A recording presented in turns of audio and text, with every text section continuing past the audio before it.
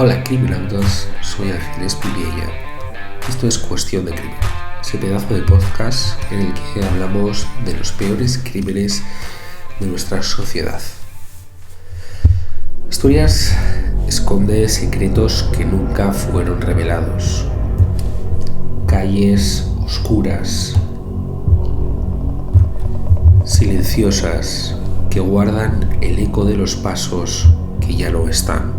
Bosques que observaron horrores ocultos entre las sombras. Vidas arrancadas de forma brutal. Expedientes que acumulan polvo.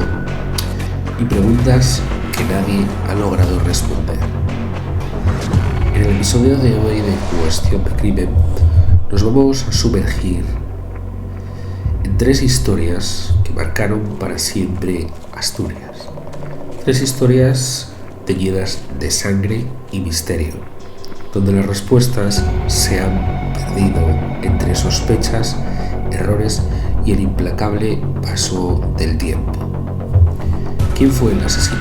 Porque nunca se encontró a los culpables. ¿Es posible que la verdad siga ahí fuera, esperando a ser descubierta? Hoy nos vamos a encender una luz sobre 3 sombras que siguen acechando entre nosotros. Empezamos.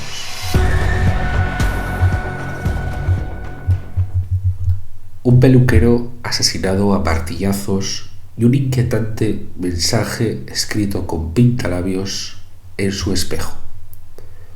La brutal muerte de Alfredo Fernández, de 58 años, sigue siendo un enigma en Asturias. El asesino ató la cabeza de su víctima con una bolsa y la apretó con una soga. Dejó un mensaje escrito con carmín en el espejo, por lo que todo apuntaba a una venganza por celos, por meterse con las mujeres de los demás. Este es el mensaje que quedó escrito en el espejo.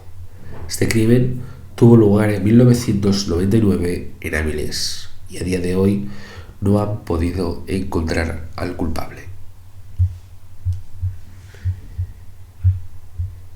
Por meterse con las mujeres de los demás, al asesino de Alfredo Fernández no le bastó con quitarle la vida. Quiso dejar su propio epitafio en el espejo de su habitación, escrito con una barra de labios. Aquel mensaje macabro y desafiante fue la primera pista que tuvo la policía para intentar resolver el llamado crimen del peluquero de Avilés. Han pasado ya 25 años y la respuesta sigue siendo un misterio. El 29 de abril de 1999, Purificación Rodríguez, la esposa de la víctima, regresó a su casa en la calle de la Cámara en Avilés. Al abrir la puerta se encontró con una escena dantesca. Sangre en las paredes, huellas ensangrentadas y muebles destrozados en una de las habitaciones. El cadáver de su marido yacía con la cabeza cubierta por una bolsa de plástico sujeta con una cuerda. A su lado, aquella frase, escrita con carmín en el espejo del armario. Alfredo, de 58 años, era un peluquero conocido en Avilés por su carácter afable. Su asesinato sembró el terror y la intriga en la ciudad. ¿Quién habría querido hacerle algo así y por qué? La escena del crimen había sido minuciosamente limpiada. Las únicas huellas encontradas no llevaron a ninguna parte, ni en la bolsa, ni en el armario con el que lo golpearon, ni en la cuerda que selló su destino. Había rastros útiles. Ni siquiera la única huella parcial en un charco de sangre pudo dar una respuesta. La policía se preguntaba: ¿cómo entró el asesino? ¿Alguien le abrió la puerta o ya tenía llaves? Lo que estaba claro era que no hubo forzamiento ni señales de entrada violenta. En 2003, 4 años después del crimen, las autoridades decidieron reabrir el caso. La frase en el espejo, escrita con una tipografía particular, fue el único hilo del que podían tirar. Después de analizar 50.000 fichas de expedición de DNIs en Asturias, dieron con un sospechoso inesperado, un agente de policía que estaba destinado en Avilés. Su letra coincidía con la del mensaje. Su detención causó un auténtico estupor, no solo en la ciudad, sino también entre sus propios compañeros de la policía.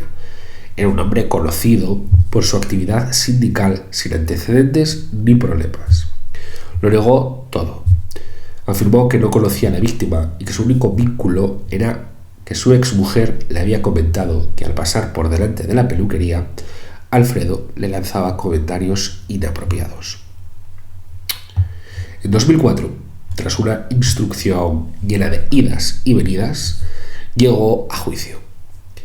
Un jurado popular tuvo que decidir sobre su futuro. La Fiscalía no presentó ninguna acusación, al no considerar que las pruebas fueran suficientes. Por su parte, la viuda y los padres de la víctima pedían 25 años de prisión. El policía, entre lágrimas, se defendió en el juicio.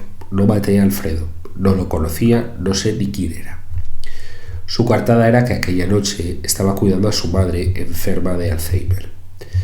El veredicto fue su absolución. La duda jugó a su favor, pero su vida nunca volvió a ser la misma. Abandonó las fuerzas de seguridad y cambió de rumbo su vida.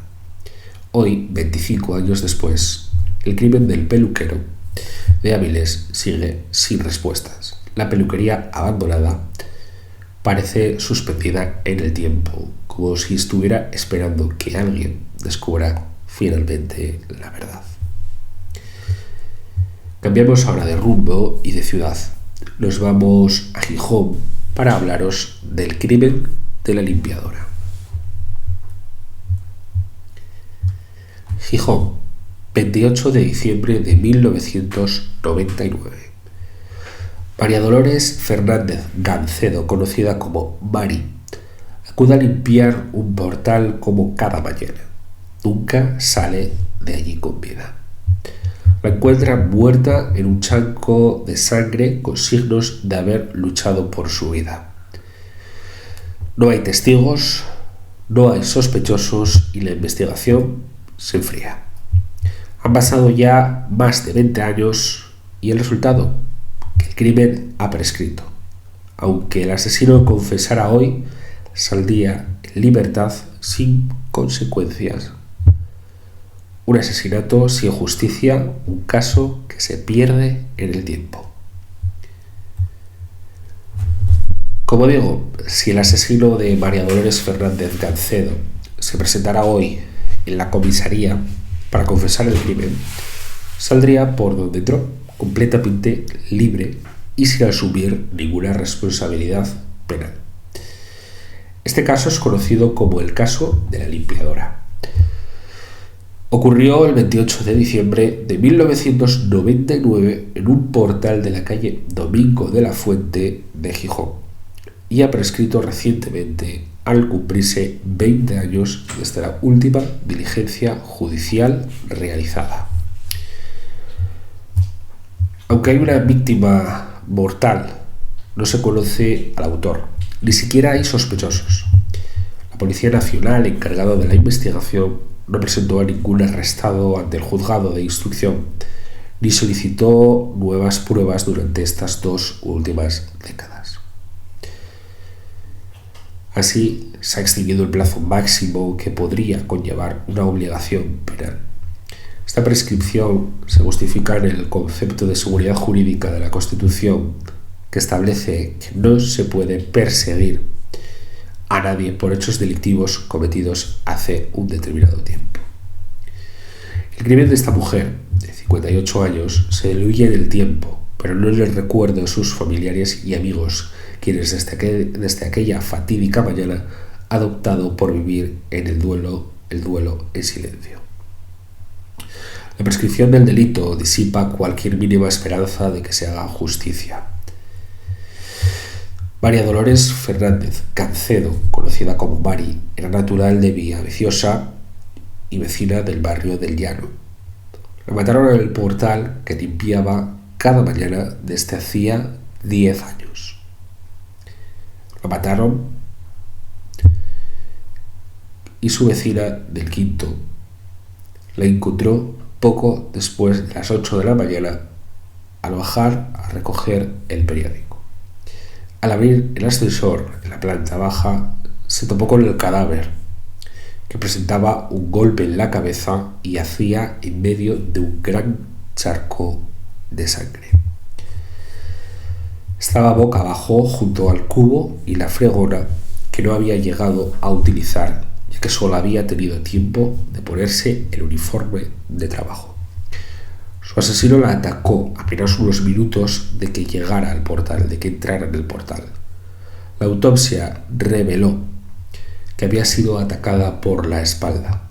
Presentaba varias costillas rotas y lesiones en el cuello y en la cabeza. Además, tenía heridas defensivas, lo que parece indicar que intentó defenderse del agresor, aunque no tuvo éxito.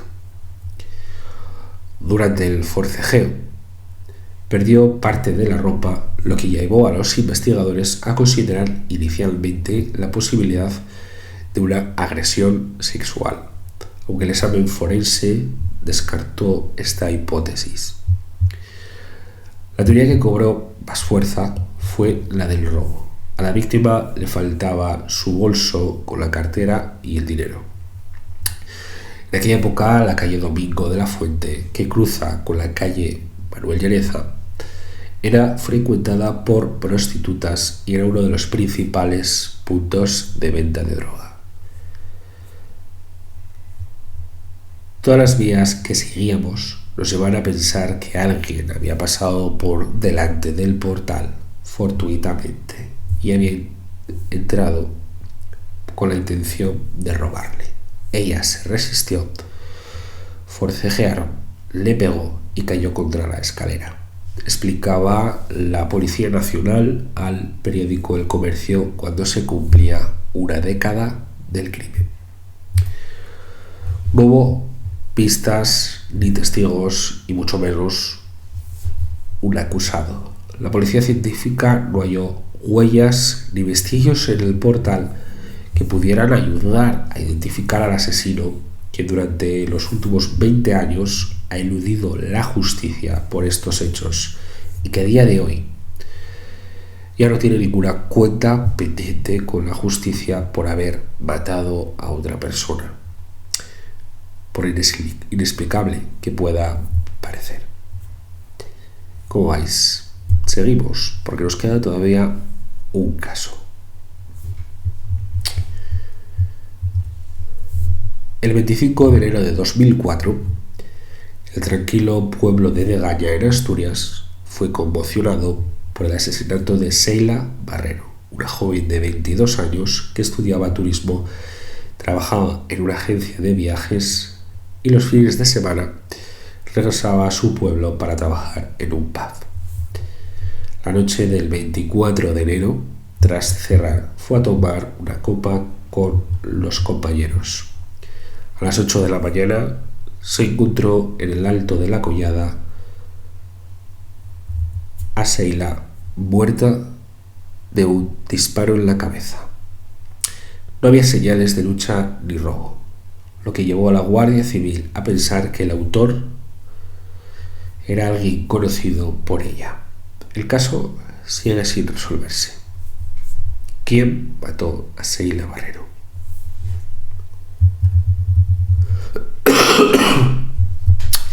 En la madrugada del 25 de enero de 2004, el tranquilo pueblo de Degaña, en Asturias, que ya recordaréis porque hemos hablado en otro episodio del podcast de la matanza de Degaña, se vio sacudido por la noticia de un asesinato que a día de hoy sigue sin resolverse. Sheila Barrero, una joven de apenas 22 años, fue encontrada muerta dentro de su coche, víctima de un disparo en la cabeza.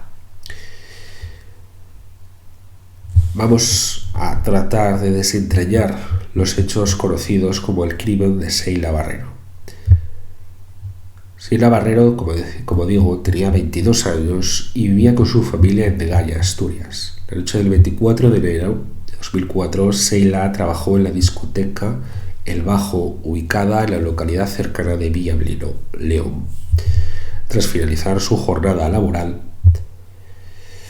se dirigió con algunos de sus compañeros a tomar algo. Desde Villablino a Degaña hay una distancia de unos 25 kilómetros de carreteras de montaña que se recorren en apenas unos 20-25 minutos. Sin embargo, Sheila nunca llegó a su hogar. A la mañana siguiente, su hermano encontró el coche estacionado en un lugar apartado, en el conocido como el Alto de la Collada, un puerto de montaña que conecta León con Asturias. En su interior estaba Sheila, muerta, con un disparo en la cabeza. La escena del crimen levantó muchas preguntas. No había señales de lucha ni de robo. El cuerpo de Sheila estaba en el asiento del conductor y no presentaba heridas más allá del disparo. Las llaves estaban puestas en el contacto y no había signos de violencia en el coche ni su alrededor. La ausencia de testigos y de pistas claras dificultó desde el principio el trabajo de los investigadores. Lo único claro era que Sheila fue asesinada con una pistola y que no se trataba de un robo, ya que todas sus pertenencias estaban intactas. Desde el inicio, la Guardia Civil consideró que el autor del crimen debía de ser alguien conocido por Sheila. Esto se dedujo por la falta de signos de forcejeo o huida, lo que sugería que la joven lo temía por su seguridad en ese momento. Uno de los primeros sospechosos fue precisamente un exnovio de Sheila, que había terminado su relación hacía relativamente poco, antes del crimen. Sin embargo, las pruebas forenses y el testimonio del sospechoso no fueron suficientes para implicarlo directamente en el asesinato. Sheila había estudiado turismo y trabajaba en una agencia de viajes de Gijón de lunes a viernes. Los fines de semana iba a bordo de su Peugeot 206, que le había comprado su padre, a su pueblo en el concejo de Degaña, para estar cerca de su familia y complementar su sueldo trabajando de camarera en el pub, en la cercana localidad leonesa de Villablino. El sábado 24 de enero de 2004, Sheila acudió a trabajar como todos los fines de semana. A eso de las 7-8 de la mañana, el domingo, el local cerró sus puertas, pero la joven decidió ir a tomar algo, una copa, con sus compañeros de trabajo a un bar cercano, el Güell. Permaneció poco tiempo allí, ya que se sentía cansada. A eso de las 8, decidió regresar a su casa, a su pueblo, por el puerto de Cerredo. Sus compañeros de trabajo la acompañaron con su coche hasta el cruce de Cabo Ayés de abajo, donde se despidió de ellos y comenzó la subida al puerto. Fue en esa subida, a la altura del conocido como el área recreativa del Alto de la Collada, cuando se produjo el crimen.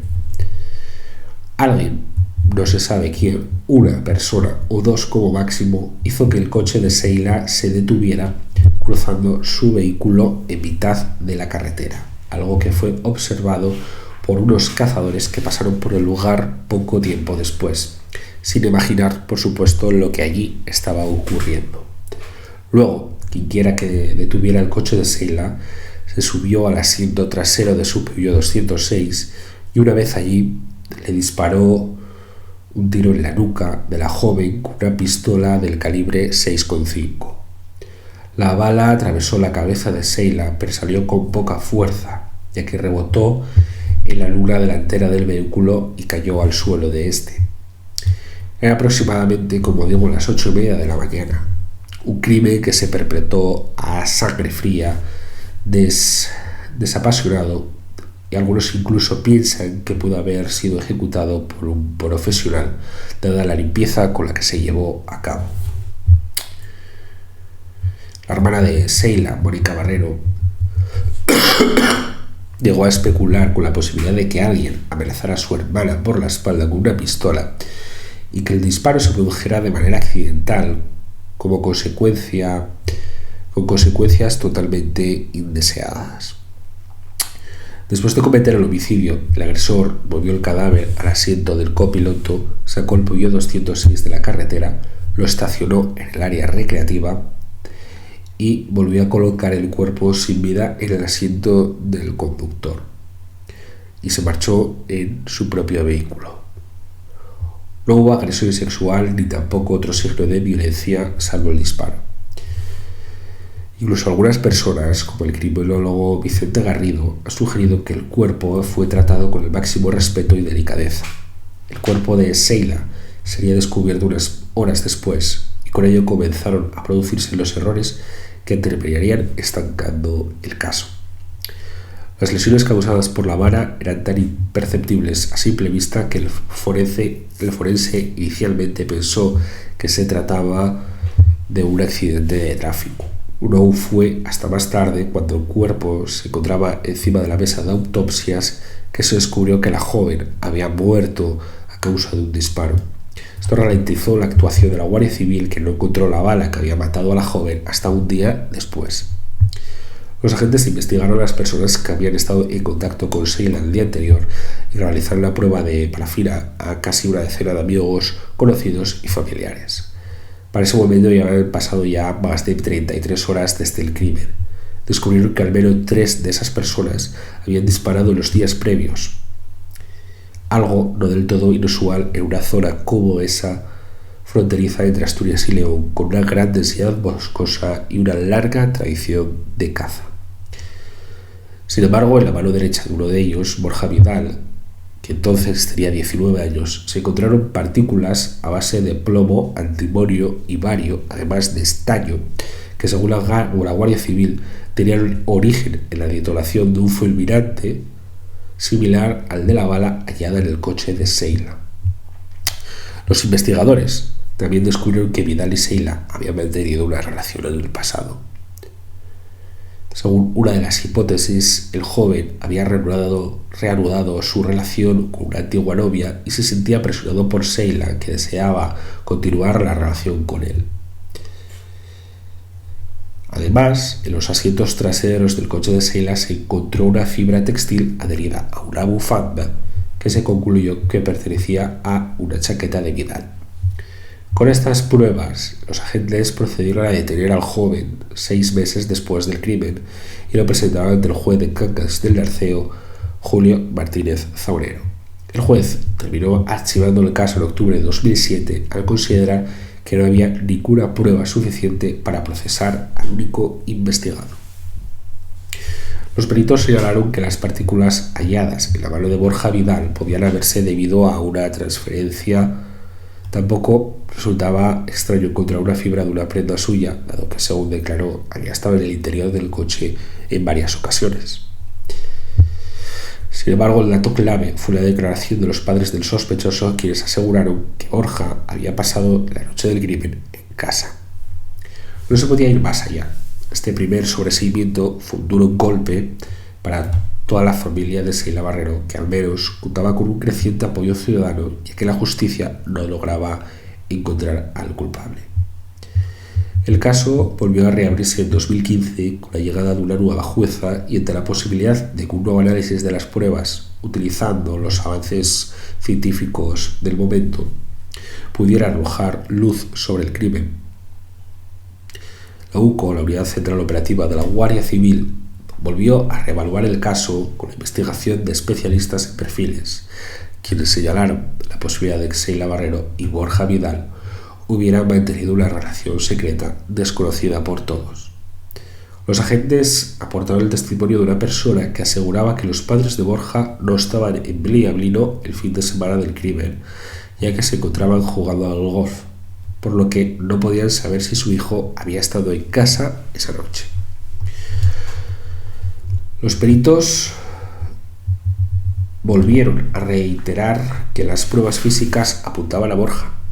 No obstante, esto no cambió el rumbo del caso, La Fiscalía consideró que no se habían presentado novedades suficientes desde 2007 como para proceder con una acusación, lo que llevó a la jueza de Cangas del Narcea a archivar el caso por segunda vez, lo que causó de nuevo una gran decepción. La Fiscalía ha demostrado odio hacia la familia. Nos sentimos maltratados por ella. No se está cumpliendo con su trabajo, concluía la hermana de Sheila. El caso sigue siendo uno de los misterios más oscuros de nuestra historia reciente en Asturias. Sin respuestas claras ni culpables juzgados, la pregunta sigue siendo la misma. ¿Quién mató a Sheila Barrero y por qué? A día de hoy, el dolor de su familia y la falta de justicia mantienen este caso abierto en la memoria de todos aquellos que piden que no sea olvidado.